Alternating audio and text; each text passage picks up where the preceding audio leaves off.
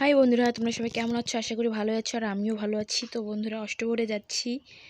ননদ আছে, সাথে সাথে আছে ভাস্তিরা। তো দেখো চারিদিকে যে ধান ক্ষেত, ধানগুলো তো কাটা হয়ে গেছে। তো এরকম শীতের সময় অষ্টপ্রহর হয়, এখন সব জায়গাতেই হবে। তো আমাদের বাড়ি থেকে 10 মিনিট লাগে যাইতে, আমাদের পাশের গ্রামে হচ্ছে, তো হেঁটেই যাব। আর ধান ক্ষেত ফাঁকা হয়েছে, তাই ক্ষেতের মধ্যেই নিয়েছে। তো ওই দেখো অষ্টপ্রহরের প্যান্ডেলটা দেখা যাচ্ছে,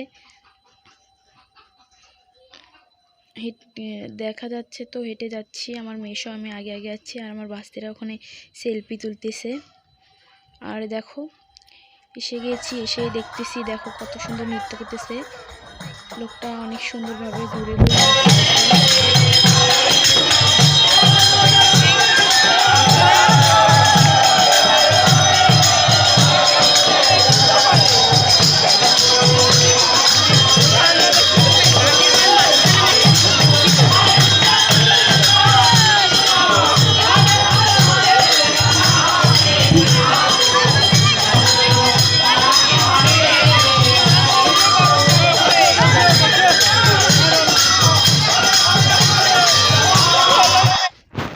তো কিছুক্ষণ কীর্তন ওখানে দেখলাম, নৃত্য দেখার পরে চলে গেলাম প্রসাদ খেতে।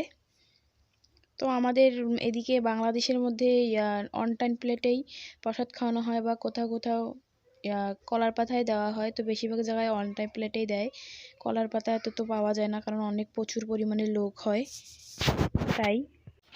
তো খাওয়ার পর চলে গেলাম মেলাতে, সাইডে মেলা বসছে, তো মেয়ের জন্য ব্যান নিব বলে।